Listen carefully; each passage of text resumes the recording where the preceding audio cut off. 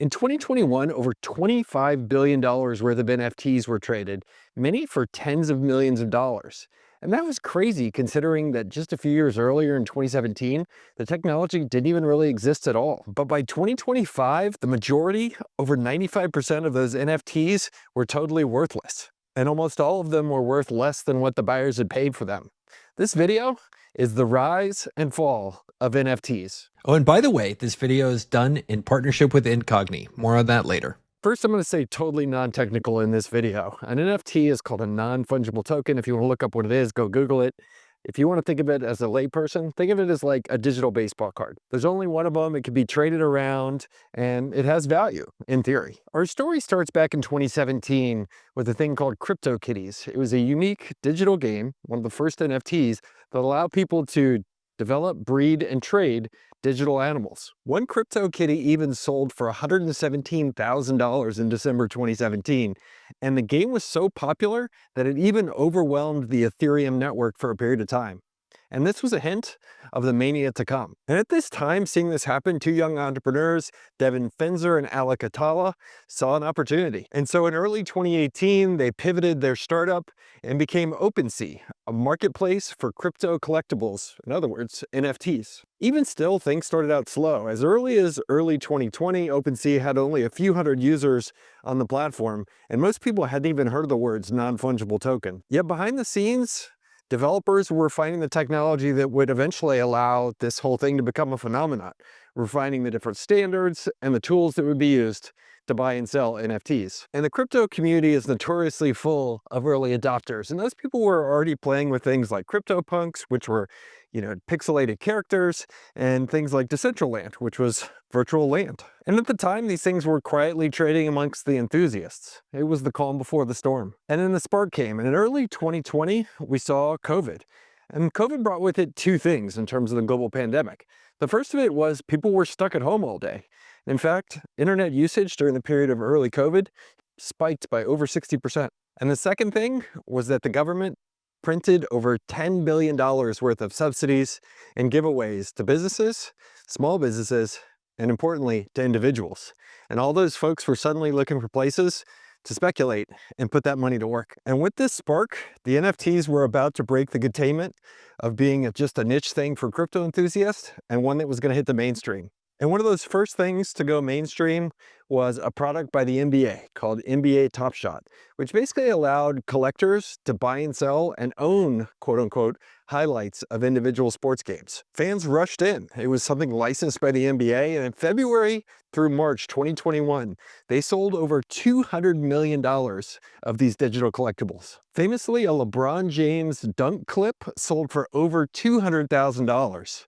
And well, people saw that. In March 2021, an artist named Beeple, who goes by the name Beeple, named Mike Winkelmann, famously auctioned off some of his art at Sotheby's for an astounding $69 million, the most ever paid for an NFT. People saw this, and Beeple suddenly became famous overnight as a contemporary artist. You can imagine what happens next. Suddenly the press sees this happening, articles happening, people start to see the thing and want to pile in and see if they can make some money too. In early 2022, we had Paris Hilton and Jimmy Fallon casually talking about their NFTs and how they'd spent hundreds of thousands of dollars on their Bored Ape Yacht Club NFTs. Can you explain what an NFT is? A non-fungible token. Actors like Snoop Dogg, celebrities like Steph Curry, suddenly anybody and everybody was launching their own NFT, buying and selling and being part of the game. And I remember this time, it felt like you were missing out if you weren't playing the NFT game.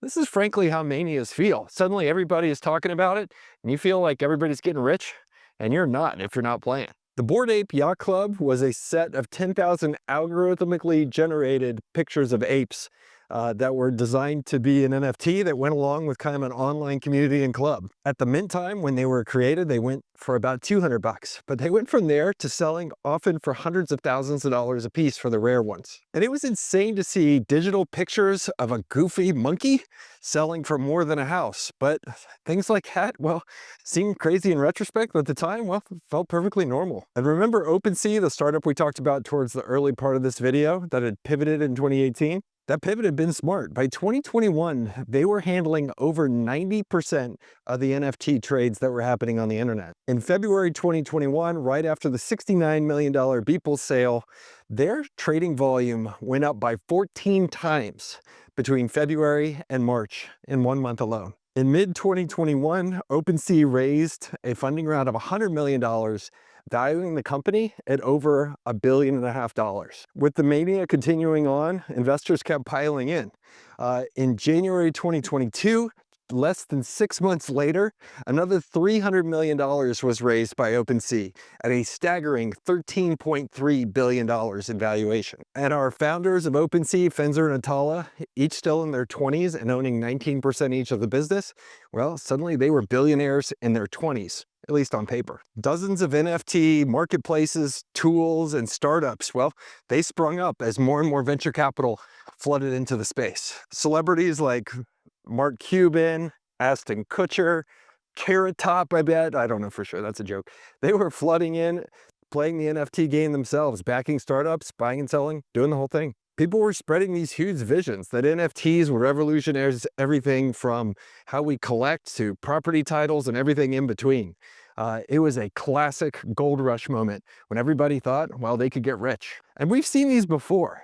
If you remember Beanie Babies, happened with Beanie Babies. The gold rush in the 1800s, meme stocks in the 2020s, the dot-com boom in the 1990s. Man, history doesn't repeat, but it sure does rhyme. And this was a purebred mania. And every mania follows the same pattern.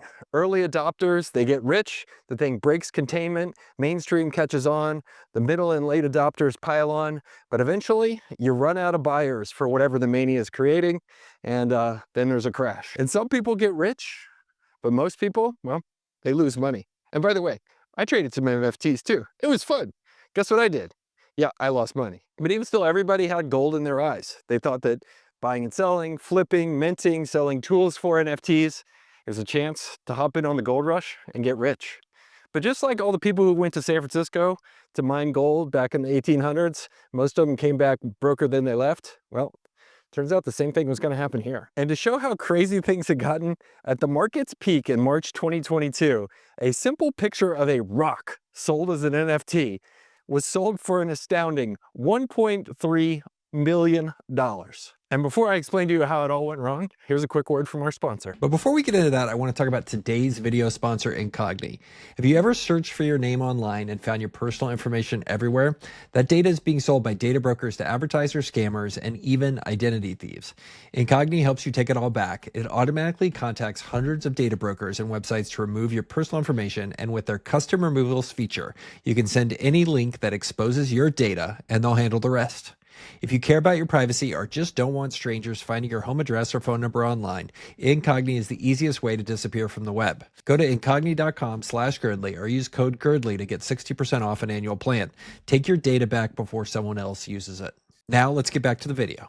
The first sign that things were going to go wrong was an interesting and sobering fact. In spring 2021, only about 30 to 40,000 people a day were trading NFTs, which was just a tiny fraction considering how they had become a global phenomenon. In other words, only a few people were really doing most of the trading. You see, as with most booms, scammers learn they can scam pretty quickly. And one of the things that people figured out they could do was trade amongst themselves to artificially inflate the value and therefore momentum of particular NFTs. So you run up the price between you and your friends, and then eventually you wait for a sucker to come in, buy it, and you guys exit with all the profits. It was like you and your buddies went to an auction and colluded to run up the price until some sucker overpaid for whatever item was being auctioned off. And at the peak in January 2022, when over $17 billion worth of NFTs were traded that month, one study noted that over 60% of the trades were intended and part of scamming folks and running up the prices to find suckers. This kind of fake trading proved that the market was even smaller and more concentrated than even all of us thought at the time. But people bought into it. As an example, the first tweet ever was minted as an NFT. It was a tweet by Jack Dorsey. It sold in March 2021 for $2.9 million. The buyer was interviewed by news site Reuters, and he famously said, "This is not some joke." He famously said, "This is the Mona Lisa of the digital world." Yeah, he said that. And fundamentally, people like this buyer believe that the idea that scarcity in itself created some sort of value. There's no cash flow from these NFTs for most of them. They're just pictures of a monkey smoking pot. And just because something is scarce, well, that doesn't mean it's valuable. In April 2022, when this buyer tried to resell the Jack Dorsey tweet NFT, the highest offer he got was $6,800. In other words, it had dropped 99.8% in value. Part of this was that we started to enter another crypto winter, as they call it, where things like Bitcoin and Ethereum and other stuff basically go through a downward cycle and pressure. And during this time, those cryptocurrency prices went down over 70% from their peak. And remember, NFTs aren't bought in a vacuum. They're mostly purchased with crypto. And if crypto itself is going down in real dollars, well, it means there's fewer dollars to prop up the NFT market. In January 2022, crypto sales on the platform hit $17 billion, and just 9 months later in September, they had fallen by over 97% to $466 million in September 2022. OpenSea's trading volume and therefore its revenue was going through the floor. In July of 2022, they had to go in and cut costs quickly with revenue falling and laid off over 20% of their staff. One investor marked down their investment that they had made at the $13.3 billion peak in OpenSea by over 90%, valuing the startup at less than 10% of what it was worth when they invested. The NFT market started to lose trust as some of the kind of shenanigans started to come out. In September 2021, a scandal hit OpenSea in particular. It turned out one of their executives had been quote unquote front running a lot of the things that were going to show up on the OpenSea platform. In other words, buying things that were eventually going to get offered to others before they knew they were coming. This was basically insider trading of NFTs. And well, people didn't like getting scammed. And that guy was eventually arrested and prosecuted for stealing from people. It wasn't good. Elsewhere, people fell for phishing scams where basically attackers would hack your NFT wallet and steal all of your crypto. Other people fell for scams where they were rug pulled. In other words, the person who would promote a new project would sell everything once buying folks had jumped in and lie about how long they were going to stay. Left and right, the scammers were having a field day. Other projects, like one famously called Terra/Luna, basically like failed completely, wiping out tens of billions of dollars. And all this stuff together basically just meant people were losing trust by this time in the NFT market in general. By 2025, the market for NFT art, a particular corner, had collapsed 93% from its 2021 peak. And the vast majority of NFTs, well, at this point, they can't be sold for much of anything. You see, the vast majority of NFTs were traded for a few $100s. But in reality, today, most of them can't get a few hundred cents. NFTs in general are things that don't generate income. It's not like owning a piece of real estate or an apartment building. You're basically just speculating on hopefully that other people will place value in your thing.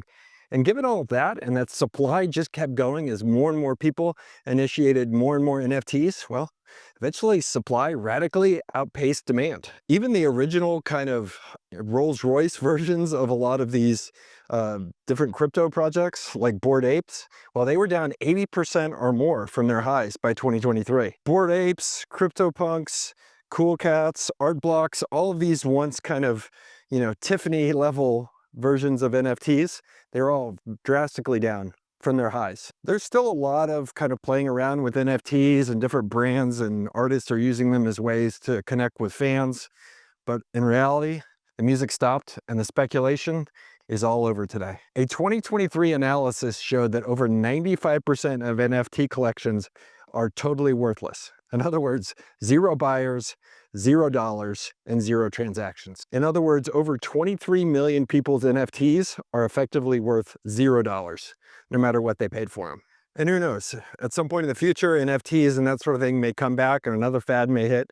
Crypto itself, especially Bitcoin, has gone through it over and over again of falling in and out of fashion.